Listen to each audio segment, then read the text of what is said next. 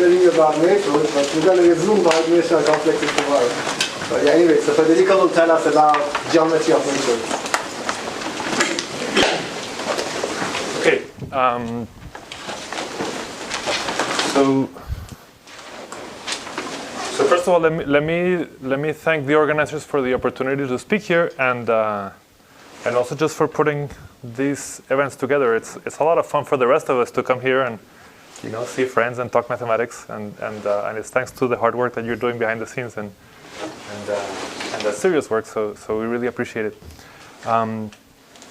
I also appreciate that. I think there's a very broad range of topics in this workshop, and I think one thing that means is that I'm going to be talking about the geometry of matroids, and I'm sure many of you never think about matroids or about geometry necessarily. So, especially to the students, if you have any questions, it doesn't matter what the question might be. I would really like to hear them. Okay. So thank you for the invitation, and let me begin with two remarks that I find very visionary on the interaction between geometry and combinatorics. So the first one is from one of my favorite papers by Gelfand, Goreski, McPherson, and Serganova, where they say, we believe that combinatorial methods will play an increasing role in the future of geometry and topology. And I will be talking later about one of the main theorems in this paper that I find very beautiful, and that's relevant to this talk. This is from 1987, but 14 years earlier, actually it's probably earlier than this, because this is in a book that's a volume in honor of R.C. Bose, in a paper by Kelly and Rhoda. They talk about visiting Bose, and he told them, we combinatorialists have much to gain from the study of algebraic geometry, if not by its direct applications to our field, at least by the analogies between the two subjects. And I think you'll see in this talk that a lot of what happens in this talk is right at the interface of geometry and combinatorics. Sometimes the application is direct, and sometimes it's just kind of borrowing from each other's philosophies. Just to summarize the main points that I want to make, the first point is that matroids are really geometric in nature. I would say that matroids have different incarnations, but in some sense I think of them as very geometric objects. Geometry and Maitre Theory really help each other a lot. And I think most relevantly to this meeting, and the reason why I probably was invited to speak here, is that we can use tools from geometry to prove log concavity results. I should mention that I'm actually going to try to survey the work of a number of people, but the work of mine that I will be discussing is some work from actually 2003 is when we really did it with Carly Clivens up at MSRI, and then some work that we have been doing over the last couple of years with Graham Denham and June Hull. So let me not assume that you know what a matroid is. So what are matroids about? The idea of a matroid is to capture the combinatorial essence of independence. And there's many notions of independence in mathematics, and the main one that will be inspiring to us here is linear independence. So imagine that you have a set of vectors, let's say spanning Rd or some other vector space. And then you're going to look at the basis of your vector space that you can find within your collection of vectors. So for example, here I have vectors in R3. I'm going to keep this picture here so that you can remember it. B, C, D, and E are on the floor. A is pointing up, and you want to make a basis using them. So if you want to make a basis, then you should definitely make sure to pick A, because that's the only way you're going to leave the floor. You shouldn't pick D and E, because those are dependent from each other. And as soon as you do that, you can pick any other combination of 3, and so you get that these are the 5 bases that you can make. And so this is called the matroid of this configuration. Okay? Now, there's some very important properties. No matter what vector configuration you start with, there's at least one basis. And the key property that has appeared in several talks in some way or another is that if you have two bases A and B, And if you have an element of the first one that is not in the second one, then you can replace that one by an element that's in the second one and not in the first one. So that A minus A union B is a basis. Okay? This is a nice exercise in linear algebra. And it motivates this definition that was discovered at approximately the same time by Nakazawa and Whitney, that if you have a set E and a collection of subsets of that set, if they satisfy these two properties, then they're called a matroid. So this is supposed to be some kind of abstraction, combinatorial abstraction of linear algebra. Okay.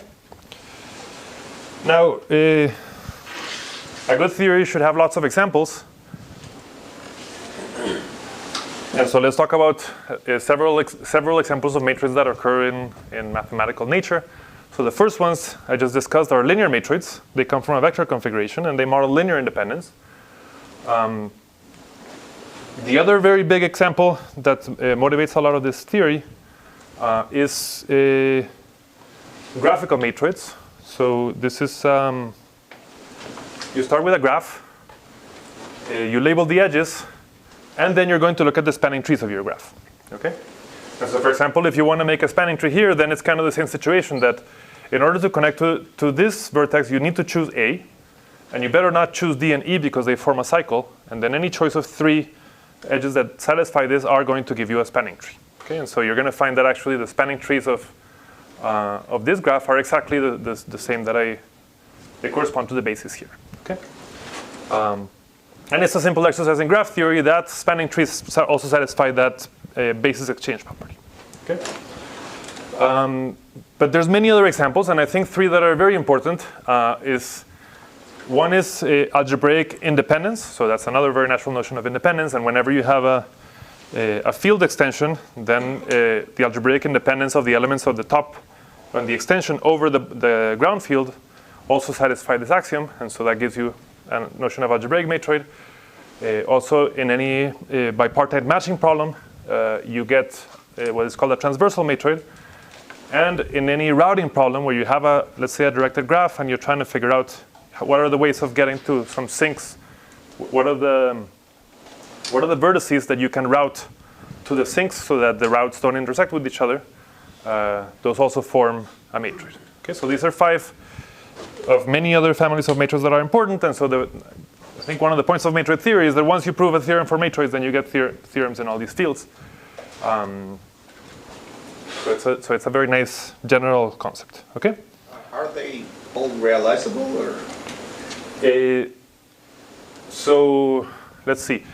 So the transversal matroids and gamoids are all realizable as linear matroids as soon as your field is big enough. Graphical matroids also, and then algebraic matroids you can. Depends on the field. You have to be careful with the field, but yes, I mean, and actually you're anticipating one of my next slides, which is that we should talk about how important this is that they're realizable or not realizable. Okay, but here in some sense I'm only showing you one example, which is linear matroids and some special cases of them. Okay.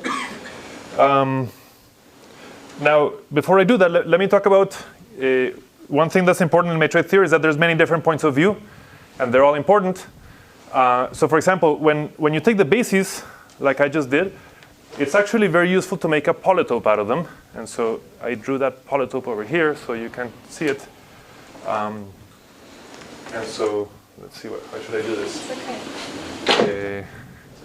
I might have to do some erasing in a second, but here are my bases, and then for each basis I just make an indicator vector, a 0, 1 vector. So for example, A, B, E tells me A, B are in, C and D are not, E is in, so I get the vector 1, 1, 0, 0, 1. And hopefully I put it here somewhere. So this is the basis A, B, E. And I do that with my 5 bases, and I get a nice polytope. Okay, and we'll talk more about that polytope. So that's one important model of a matroid. I think I'm going to erase this, and I'll draw it again if I need to. Now, another point of view that I can take is just the point of view of the independent sets. So let's not only look at the the bases, but at all the sets that are independent. And so there you have it. They're all the bases and all of their subsets, and it gets kind of clumsy to list all of them. And actually, what ends up being more useful is to draw a nice picture of a simplicial complex.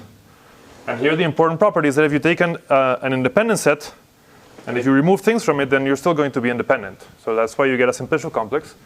And so this picture is summarizing all the independent sets. So if you see a triangle in here, then that's a basis.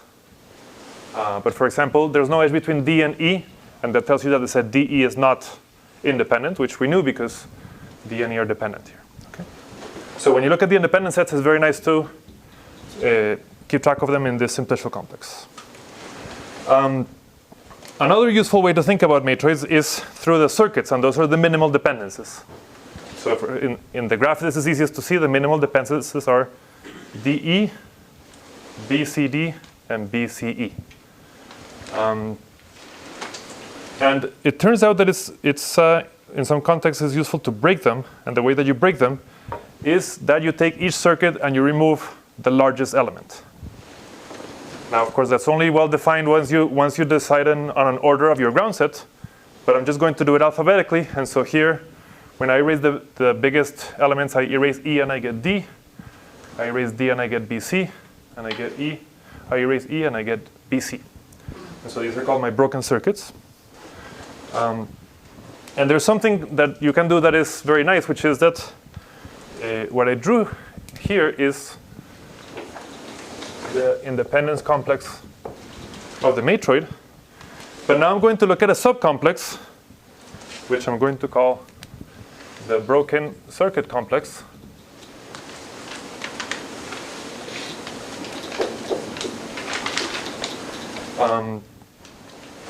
And what I'm going to do is that I'm going to look at the independent sets that do not contain a broken circuit. Okay?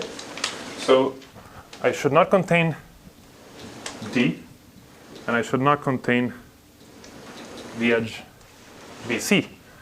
So then what I'm left with is this bottom triangle up here, down here, and this triangle over here. Okay. So these are the independent sets that do not contain a broken circuit. And when we want to keep track of the broken circuits, it's if you haven't seen this before, it might seem a little bit strange, but it turns out that this broken circuit complex is a very natural way of doing it that arises in several contexts. Okay. Another point of view that is important is flats. And the flats are basically the subspaces that your collection creates, the span subspaces. So you can see that your set spans all of R3, so that's A, B, C, D, E. If you look at the planes that are spanned, it's the plane AB, the plane ADE, the plane AC, and the floor. So that's these. And then if you look at the lines that you generate, they are A, B, C, and DE. So those are these ones. And then just if you look at the origin, it's a subspace that is kind of spanned trivially, and we want to put it in there. And so that is a collection of flats.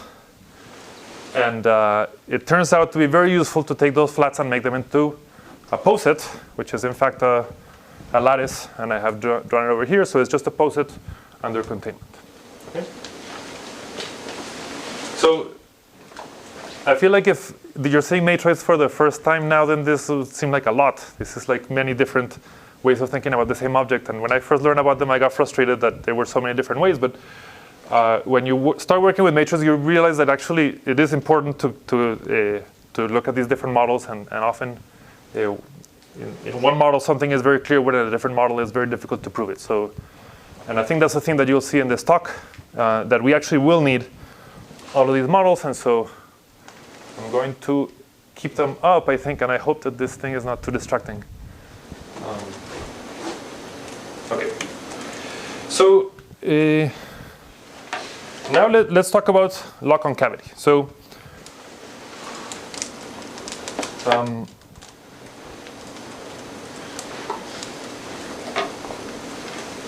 one thing that One important invariant of a simplicial complex is just counting how many faces it has in each dimension. Okay, and so let me just write down the f vector of the simplicial complex here. And so what I'm going to do is just count, okay, first of all, how many empty faces do I have? I have one empty face. Now, how many points do I have? And I'm doing this for the broken circuit complex, which is why I'm using the color blue. So then I have 4 vertices in the broken circuit complex. The number of edges is 5. And the number of triangles is 2. Okay? So this is what's called the f vector of the broken circuit complex. And I could also do it for the independence complex, and I'll get something bigger. And so there were this series of conjectures by Welsh, Mason, Rhoda, Heron, Welsh later, that this sequence, the f vector of the broken circuit complex, and also of the independence complex, are unimodal, log concave, and strongly log concave. Okay. I think one important remark to make right now, let me make 2 remarks.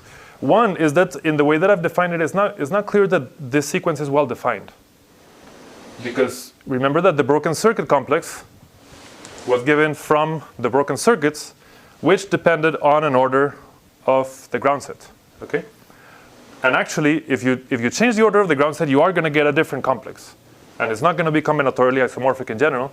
But it's a theorem that is not too difficult to show that actually the f vector is the same. Okay? So I think that's one important comment to make.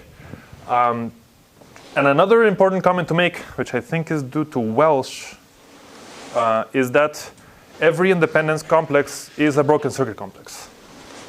So if you want the independence complex of a matroid, you just augment by the matroid by what I think is called the dual coextension by a free element.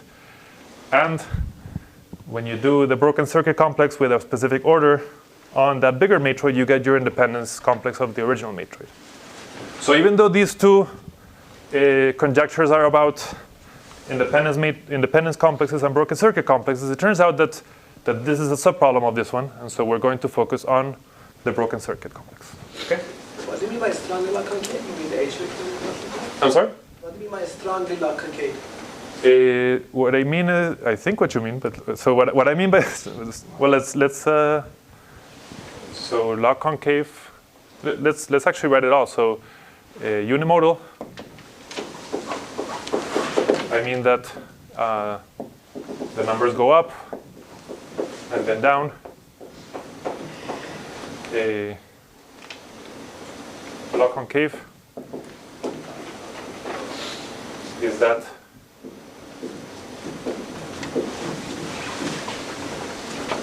this is where I'm going to reveal that I don't think about log concavity so much that I always forget which direction it goes.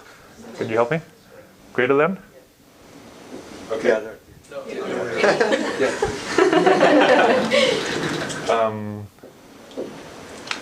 And then strongly log concave, right? So we've seen all these adjectives here. Strongly log concave means that you can put binomial coefficients here. And I think what I want to do is n choose I minus 1, and choose I plus 1, and choose I. This is sometimes called ultra log concave. Ultra log concave, is that what I should have said? So ultra log concave. I wonder if I had it right, and then I was editing my talk earlier today and seeing all these adjectives, I might have gotten confused. But anyway, what I mean is this sometimes has been called the strong Mason conjecture, which we've seen a proof this morning actually. So it's also conjectured that the f vector of the broken circuit complex is ultra log concave. I believe so. But you think about this more than me, so. And that's still open. I don't want to go on record saying that because I'm not sure. So let's look it up in the literature later because I'm not entirely sure. I should say that before this week my talk used to say this and not the strongly part. But of course we have these exciting new developments where we can put an ultra here. Okay, so well, as many of you know, and I think this is one of the reasons that we're all here together, there's been a lot of exciting recent progress on these problems. So it's a theorem of Adipacito, Hu, and Katz from 2015. This appeared last year. That these sequences are indeed log concave and therefore unimodal. And to do that, they developed this Hodge theory of matroids. And I should have said ultra here. So a much more recent theorem, which we heard about this morning, is that they are ultra log concave. And this is done through either the theory of completely log concave polynomials or Lorentzian polynomials, which we learned are the same thing. So this is all very recent. And some nice corollaries, which we've heard about today, and I think we're going to hear about some of these corollaries tomorrow also, is that you can use these results to approximate the number of bases of a matroid deterministically. And also, you can prove that the old conjecture that the expansion of the basis exchange graph of a matroid is at least 1. So the strongly part only applies to the independence complex. Okay, thank you.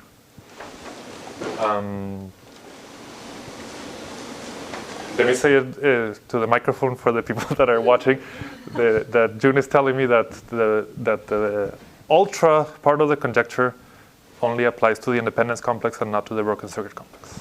At least we don't know. At least that we know. Okay. Cool. Okay, so now let me talk about a slightly different quantity or invariant, which is the H vector. Okay, and the H vector, what you do is that you say, okay, well, let me take this F vector. I'm going to make a polynomial out of it, which is the reduced characteristic polynomial.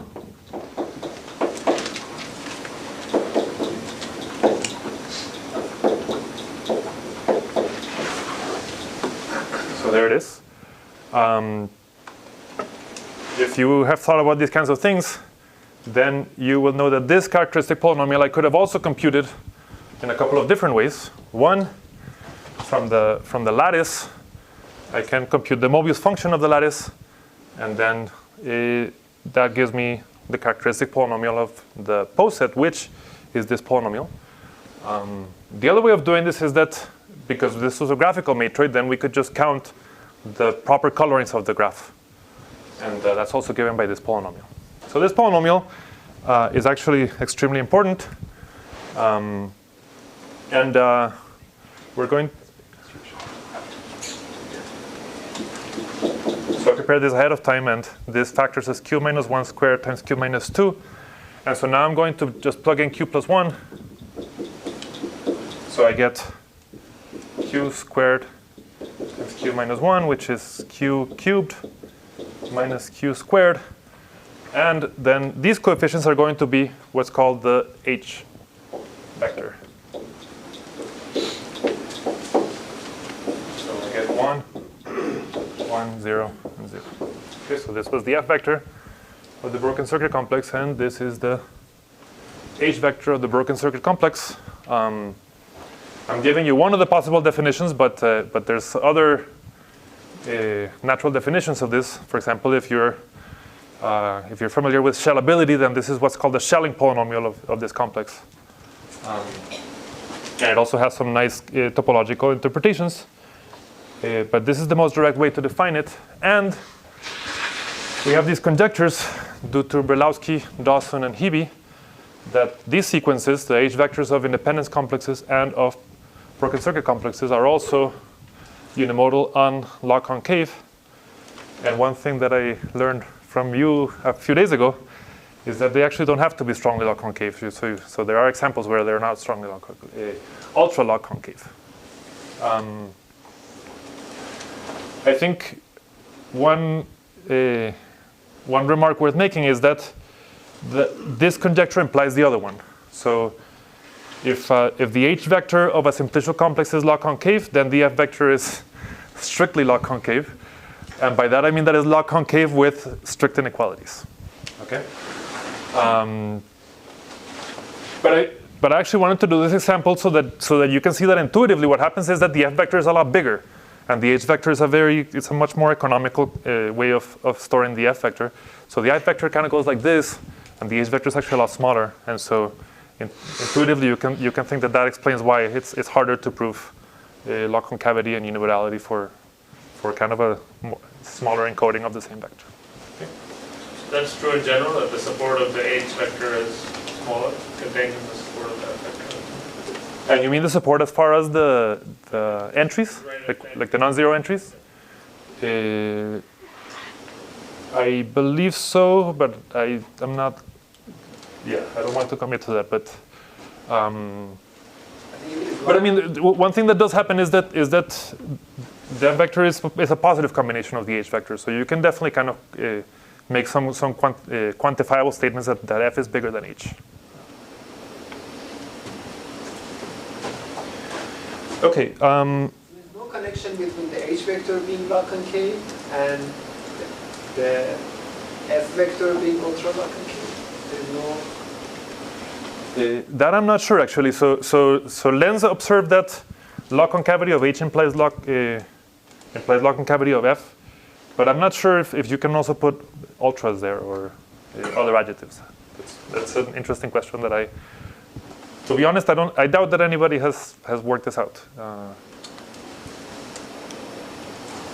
Okay, and so maybe so a theorem that I would like to tell you a little bit about is that these conjectures are also true, and this is the content of our work with Graham Denham and Junha, and to do that we had to develop what we're calling the Lagrangian theory of matroids. So one of the goals of my talk is just to tell you a little bit more about that. Now, let me just make a quick comment. Why do I care about log concavity? We have our different reasons. We have our different tastes in mathematics. I was actually really excited to see that log concavity has specific applications where you can prove algorithmic results about matroids. You can prove expansion results, things like this. These are not the kinds of things that I usually think about, and I was very excited to hear about them. My take on log concavity has been a little bit different. In algebraic combinatorics, there's a lot of sequences that either we can prove are log concave, or we think are log concave, or sometimes just unimodal, or sometimes just positive.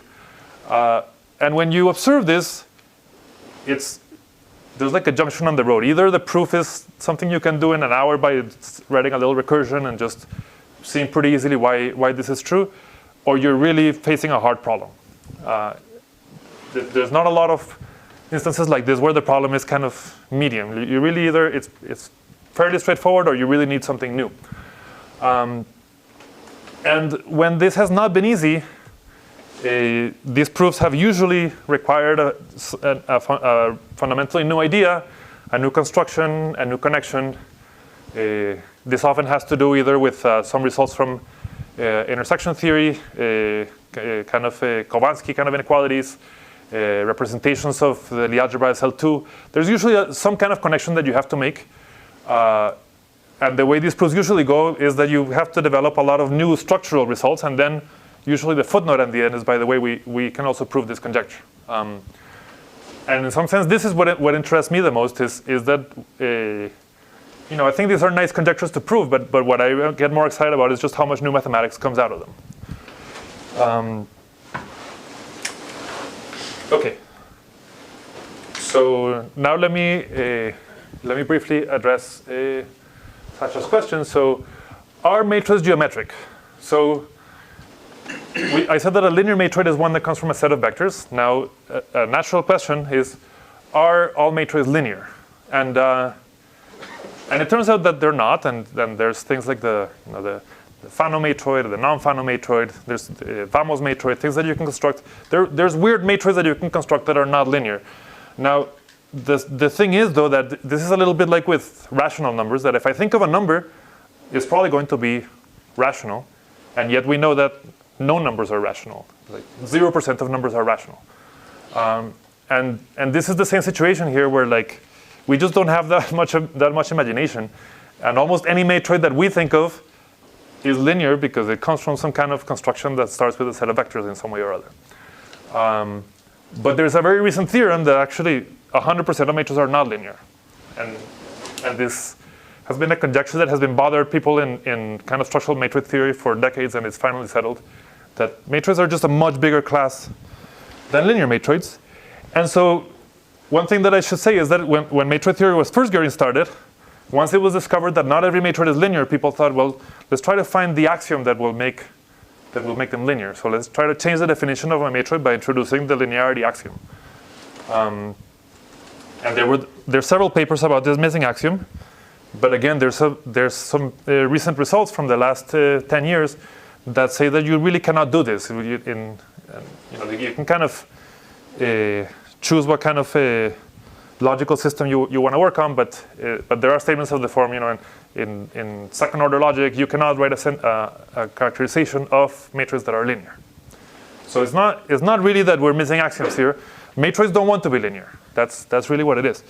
And the point that I want to make is that this is not a flaw. And I want to convince you that matrices are already natural geometric objects, just in a slightly different way. Okay? But we should embrace the fact that most matrices are not linear, because that's what they are. And this actually goes back to this fight that Giancarlo Roda was trying to fight many years ago, where he didn't want to call them matroids. He wanted to call them geometries, or combinatorial geometries, or pre-geometries. And he even wrote a book that it's called Combinatorial Geometries, but it didn't take. People told me, you're really talking about matrices, aren't you? I think that Roda would be very pleased with these kind of new developments that are showing that matrices are really much more geometric than people knew at the time that he wrote this. So let me start with one result along these lines.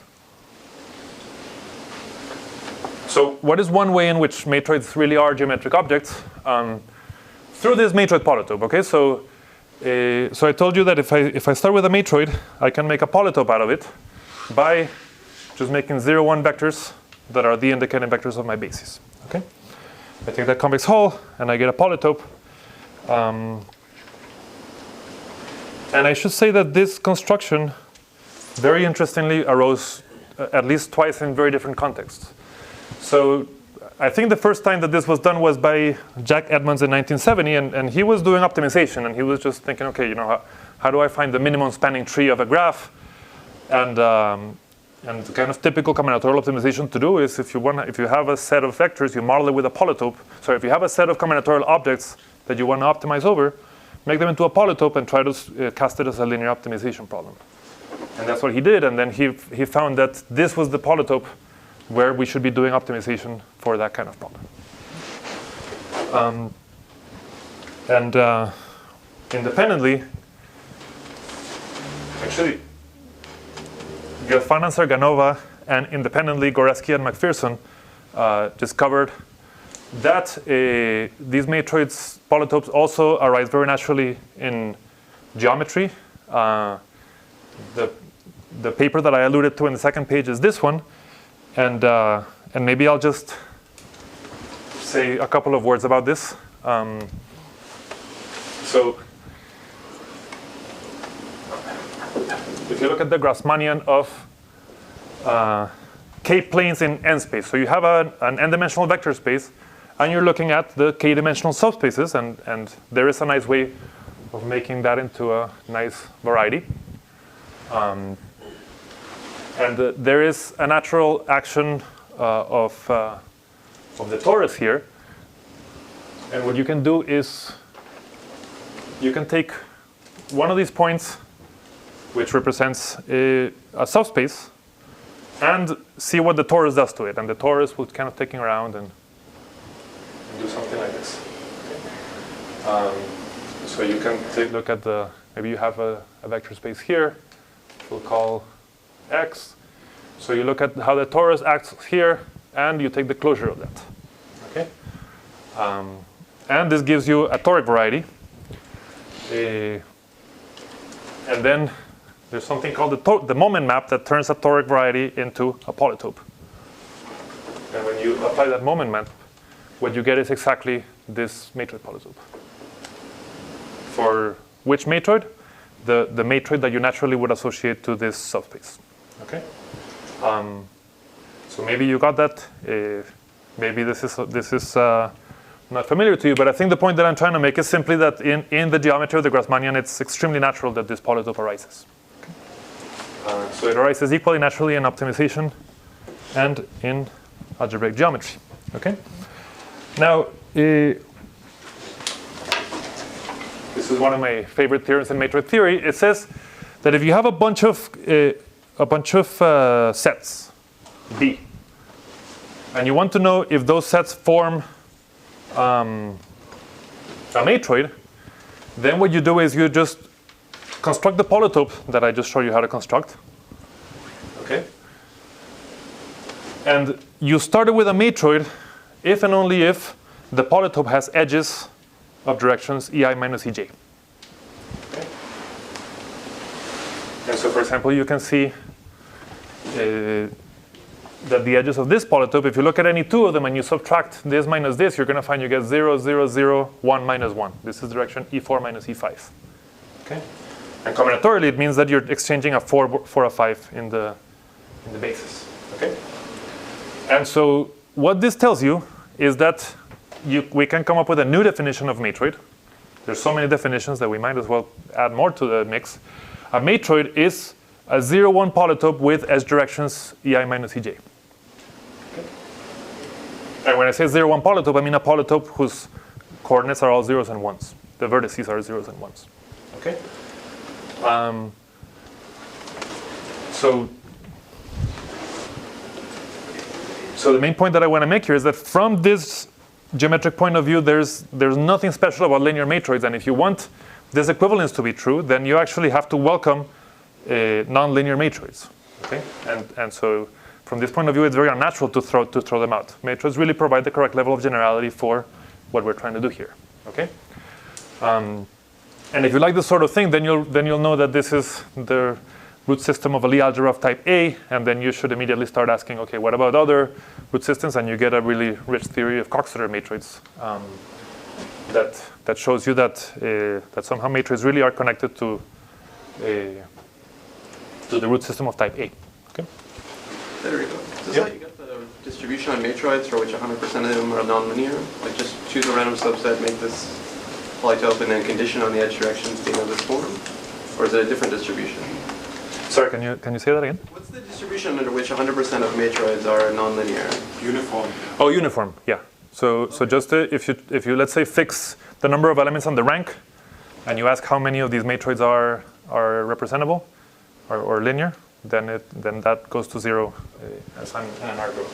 But in your first theorem, right, with Grassmannian, it's representable, of course, right? The matrix that you get. Yeah, so right. So the points that you get from the Gelfand-Goreski, McPherson-Serganova, these polytopes are only the linear, the polytopes of linear matroids because they come from geometry. They come from the Grassmannian. So basically, I think what you do, you look at the projection, orthogonal projection of the standard basis onto that subspace, and that defines the configuration of the matroid. Is it right? Yeah. I think that's what you do. Yeah, that's right. If you want to think so.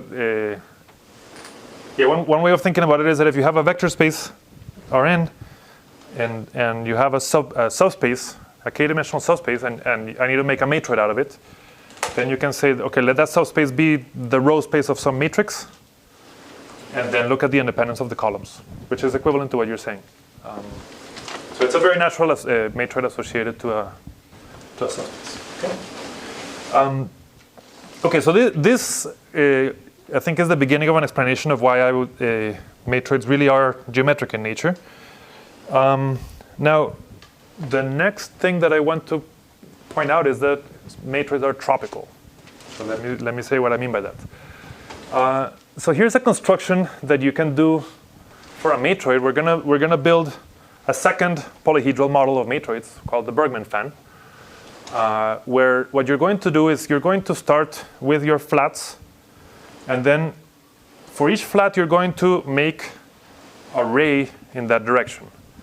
So for example, if I have the flat AC, then I'm going to make a ray in direction 1, 0, 1, 0, 0, the indicated vector of AC, which is right here. Okay? And so you do this for all except for the top and bottom. So I have 8 proper flats, which is why I have 8 rays coming out of the origin over here. But I want to make this into a fan. And the way that I do that is that I fill in, for example, the cone between A and AB, because A is contained in AB. But for example, A is not contained in B, C, D, E, and for that reason I don't put a cone between rays A and B, C, D, E. Does that make sense? So the cones that I fill in here are precisely corresponding to the flags of inclusions of flats. So if I have a flat inside another flat, inside another flat, inside another flat, then that's going to give me a 4-dimensional face in my Bergman fan. Okay. So in some sense, this construction is kind of just a recasting of the lattice of flats, where I'm taking the lattice of flats and making it polytopal. Okay. But it turns out that it's not just that. So this realization is actually important.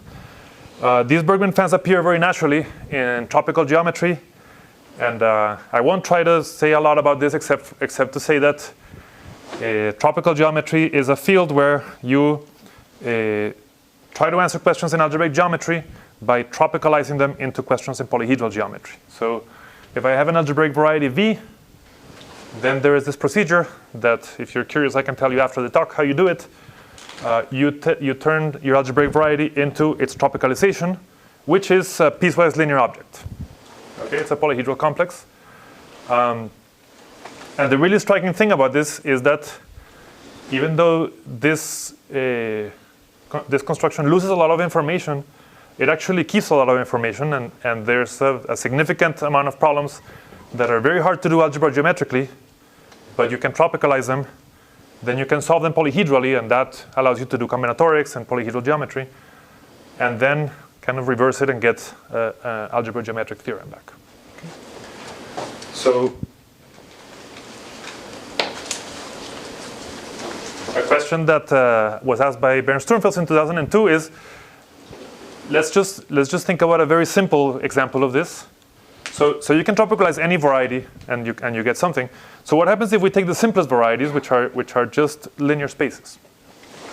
And the theorem that we proved with Carly Clivens is that if I start with a linear space, so a K space, a K subspace of R to the n, and I tropicalize it, then I get some kind of piecewise linear object, and what I get is precisely this fan.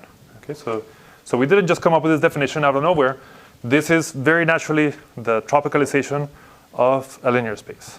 Okay, and I think similar to what you were saying earlier, Sasha. So this construction right now only gives you linear matroids, because I'm starting with a subspace. So when I tropicalize it, I get the Bergman fan for a linear matroid. Okay. But I want to make the point that I don't want to throw out the ones that are not coming from linear matroids. And to make that point, let me just say that, okay, so there is this theory of tropical varieties. So these are piecewise linear objects that have this kind of balancing condition at the corners. So maybe you've seen pictures like this where you have these tridents where you should have balancing at the corners.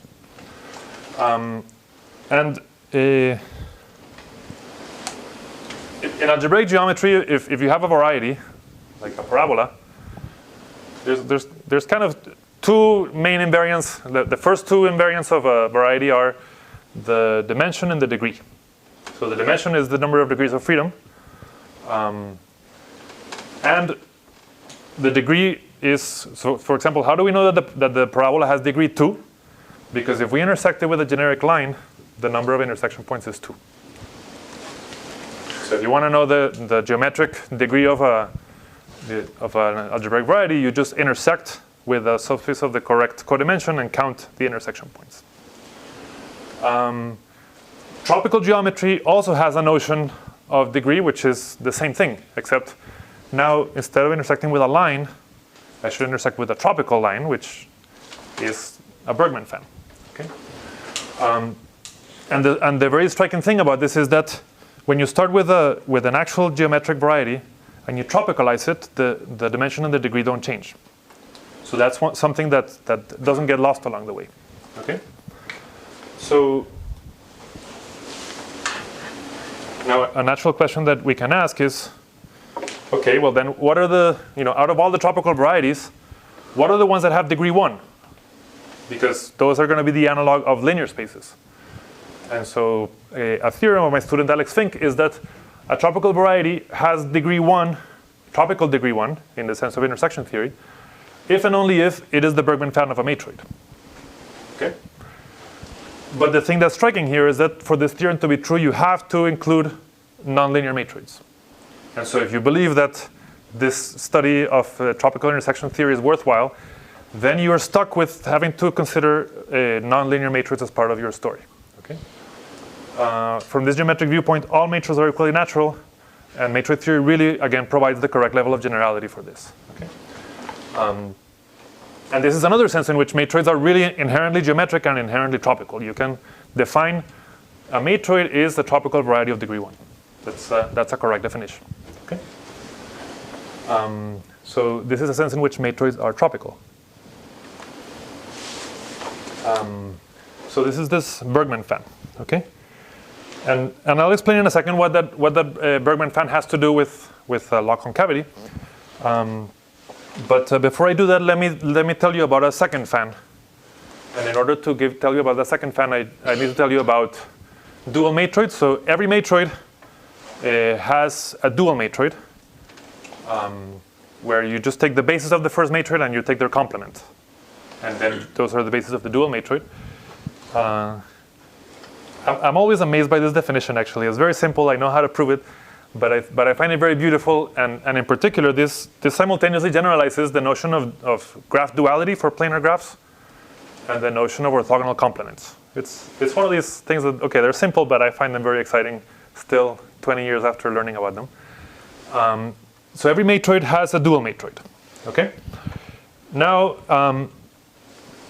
let me tell you about a new polyhedral model of a matroid. So we have the Bergman fan, but now I want to show you a similar one, but a little bit more complicated. The conormal fan of a matroid. It's a polyhedral complex in twice the dimension. So it's 2 copies of the ground set. One has basis E and the other one has basis F. So remember that in the Bergman fan, the rays were of the form E sub F, where F was a flat. Okay. Here, the rays are going to be of the form E sub F plus F sub G, where F is a flat of your original matroid, and G is a flat of your dual matroid. So what we would call a coflat. And their union has to be the whole set. Okay. So those are going to be the rays. And for those of you that are used to thinking about matrices, if you've seen this notion of a flat and a coflat whose union is the whole set, I would love to hear, because it's very essential to what we're doing, and it doesn't seem to be very, very studied in the literature. By F sub G, you mean really indicator of G? Yeah. So I mean that in the first copy of RE, I do the indicator of F, and in the second copy of RE, I do the indicator of G. And now I have to tell you. So I told you what the rays are, and I have to tell you which cones to fill in. And I'll just show you. It's complicated. You fill in. So if you have a flag F that's increasing and a flag G that is decreasing, then you fill in the cone if and only if these properties are satisfied. Okay. We didn't make this up out of nowhere. This is what the geometry wants you to do. And if this is the kind of thing that you like, I'm happy to sit with you after the talk and explain to you the details of this. There's some criterion, and it's kind of complicated for what faces you fill in. Okay. So the faces of the conormal fan correspond to biflags, and the fact is that all maximal biflags have length n-2. Okay. So this is a pure dimensional object. Independent of the rank. I'm sorry? So I think you're noticing something that is strange about this, which is that actually this dimension does not depend on the rank of the matroid. And again, this comes from, the motivation comes from like toric, tropical considerations, and there's also some kind of Coxeter combinatorics that shows that this is really the natural notion. Maybe a quick comment that I'll make that's an application in a different direction is that I just told you that these Bergman fans are exactly in tropical geometry the analog of being a linear space, so of being flat. So when we think of manifolds, manifolds are things that are locally flat. And so in tropical geometry, if you want to study tropical manifolds, then they should be things that are tropically flat. In other words, a tropical manifold is something that locally looks like a matroid, like this. So this is a Bergman fan. And if you want to know what a tropical manifold is, then you're supposed to take these pictures and kind of glue them together with charts and the kind of usual manifold theory, but the fundamental objects are the matroids. And so this shows you that there's a lot of work to do with matroids here. And this conormal fan is kind of a Lagrangian analog of this construction, and so we expect that. So Mikalkin is developing this theory of tropical Lagrangian submanifolds, and at least I expect that these objects should play a natural role there. But we haven't explored that yet, at least I haven't. Okay. So I think these objects are natural from a tropical point of view. But what I want to explain to you now is what this has to do with lock concavity. Okay? So let's go back to lock concavity. Let's say that you have a sequence of invariants, maybe of a matroid, and you want to prove that they're lock concave. Okay? And so I'm going to oversimplify June's beautiful work, but the key idea I would say is that, okay, you have your linear matroid M, and now you actually want to build an algebro-geometric model of it. Okay?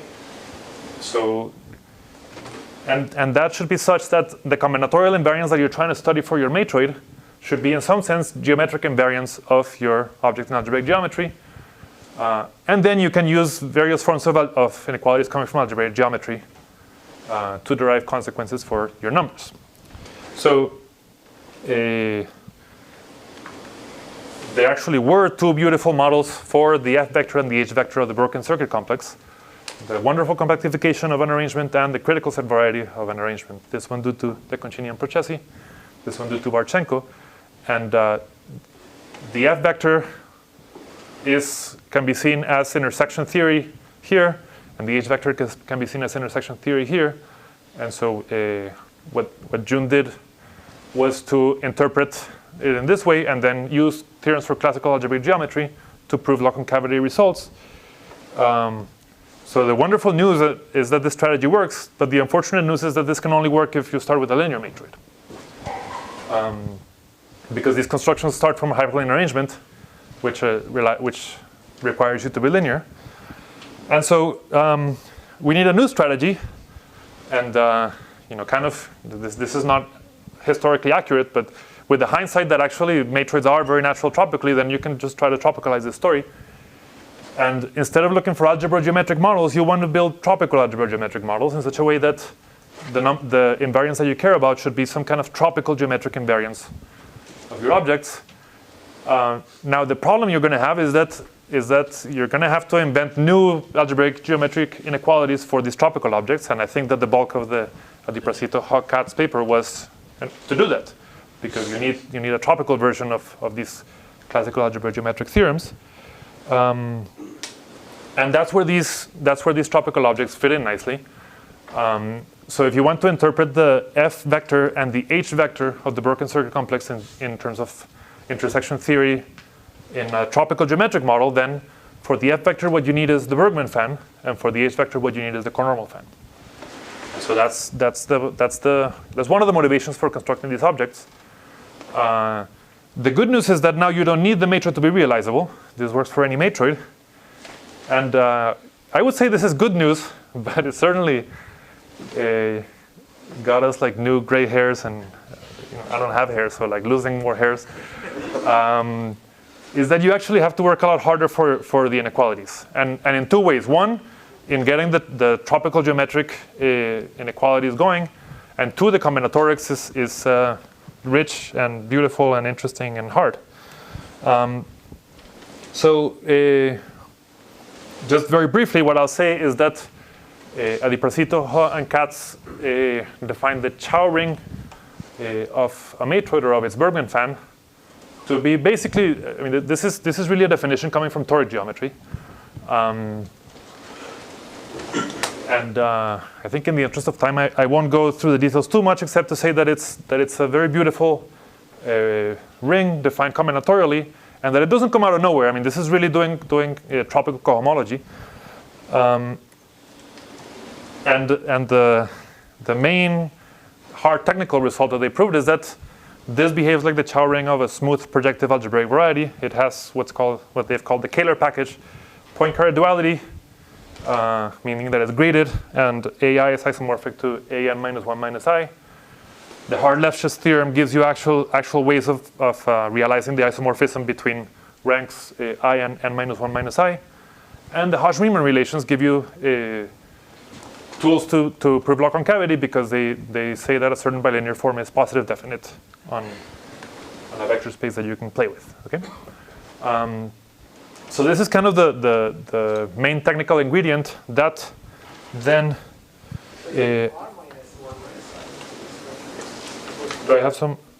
Oh yeah, this is a typo. This should be R and R. 2 pages later, it needs to be an N. So yeah, these are R's. And I think I might be off by a minus 1 also. But I think one point that I want to make is that before they prove this, this ring, at least from my point of view, has no right to have these beautiful properties. I think, at least for me, it's very surprising that they managed to prove something like this. Of course, there's geometric motivation, but this is not the Chow ring of a smooth projective algebraic variety. And actually working proving this is really a technical feat. Now, having done that, then they just found these two simple classes. They represent hypersurfaces in the tropical variety, and they showed that when you intersect these classes, you intersect R minus I copies of this class with I copies of the other class, then you get this F vector, and that gives you, through a clever use of the Hodge-Riemann relations, they're able to prove that the F vector is law concave. Okay. And one thing worth pointing out here is that this, because of point-carrier duality, elements of degree R are basically just numbers. And so when you do this intersection, you just get a number, very much like when I intersected my parabola with a line. I just got the number 2 for the number of intersections. So this is that kind of computation. Okay. And so we follow a similar philosophy in the paper with Graham Denham and Jun He. Again, our fan through toric geometry has a Chow ring, but again, this also has no right to behave as nicely as it does, but it does behave like the Chow ring of a smooth projective algebraic variety. This also satisfies these properties, and we also have to work hard to do it. And in fact, we cannot just rely on the work that they had done. There's really new things to be done here. But then we follow a similar strategy where, because in the realizable case we had some kind of motivation, we know what elements should give us the right intersection numbers. So that, again, we can interpret the H vector as some intersection numbers and use the same strategy to prove that this H vector is law concave. So the philosophy of this is quite similar. But let me just say, again, because I told you that it's nice to prove law concavity, but in my view, actually, what I like more is just that this just gives you new mathematics that is quite nice. So one thing that we had to prove is that I mean, I think one big question to think about right now is if you have a simplicial fan, when does it actually have this Kähler package, and when does it not have it? And I'll admit that I don't have a great intuition for this, but one result that we needed and that we were able to prove is that this property does not depend on the subdivision of the fan. So if you have a simplicial fan and you want to know if it satisfies this Kähler package, then it doesn't matter how you cut it. It only matters what the support of that fan is. Okay.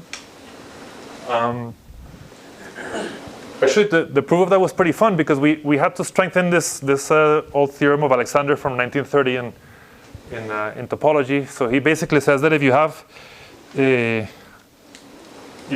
simplicial complexes that are actually different subdivisions of the same support, then you can get from the first one to the second one by subdividing and unsubdividing.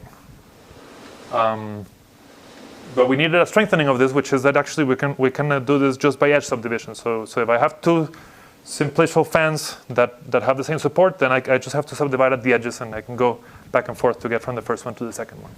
Okay. And this is inspired by some. It's called the weak factorization theorem for toric varieties. But this is a nice technical tool that allows us to prove this result. And then the other thing that I find really fun is that actually it's a lot harder to prove this equality and this kind of thing I like a lot, to prove that the intersection number of these A class and D class is the H vector. Somehow we thought that would be the easy part, but that turned out to be also quite hard. So we have two proofs. One is just kind of a very long matroid theory proof that really required us to develop a lot of new matroid theory. And we have a proof that is a little bit more conceptual, more geometric, where we rely on this work on Chern, or CSM, Chern, Simons, McPherson classes of matroids. Simons. Did I say? It's not Simons. Yeah, Schwartz. Schwartz. Well, we are Chern, Schwartz, McPherson, yeah.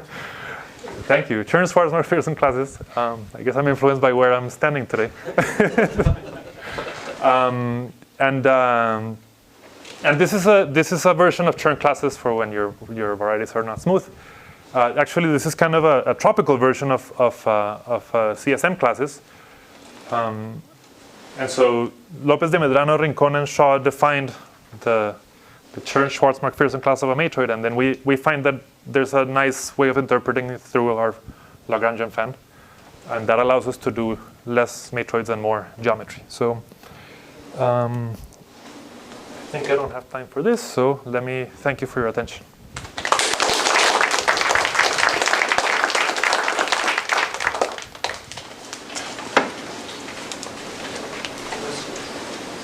So regarding the equivalence by subdivision, so is there like effective bound, like recursive function that tells you how many you should do, or you just know they exist?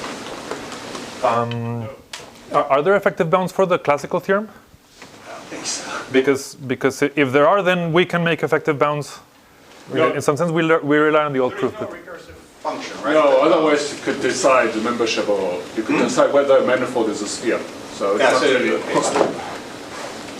So it's that bad. yeah, undecidable. So you cannot give a bound to it. Yeah, I was hoping that maybe you. I mean, that would be wonderful, yeah. We rely on the classical proof, so we need to kind of use the classical proof and then build on top of it. So our construction is no harder or easier than Alexander's construction. I mean, just a remark, the hard left sheds very much depends on the combinatorial structure. I mean, I think you're assuming hard left sheds for ample classes, something like that. Yeah.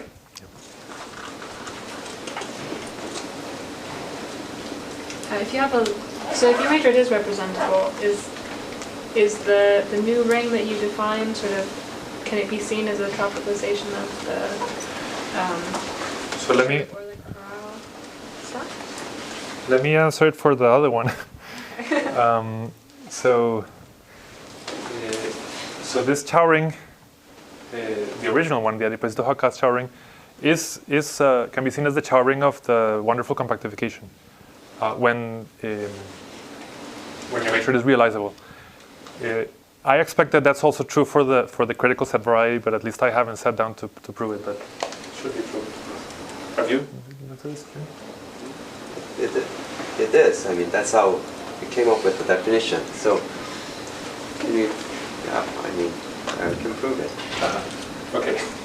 I mean, but depends on what you mean by critical set variety, because it all depends on how you actually compactify the infinity. And this model actually chooses one particular compactification, just like the wonderful model here chooses a maximal building set. You can free to choose other compactifications. Then your ring will look different, but they're essentially the same. And what's the cone that replaces the submodular cone? I'm not sure that we worked out exactly what it is. We can prove that the things that we need are in the cone, but yeah.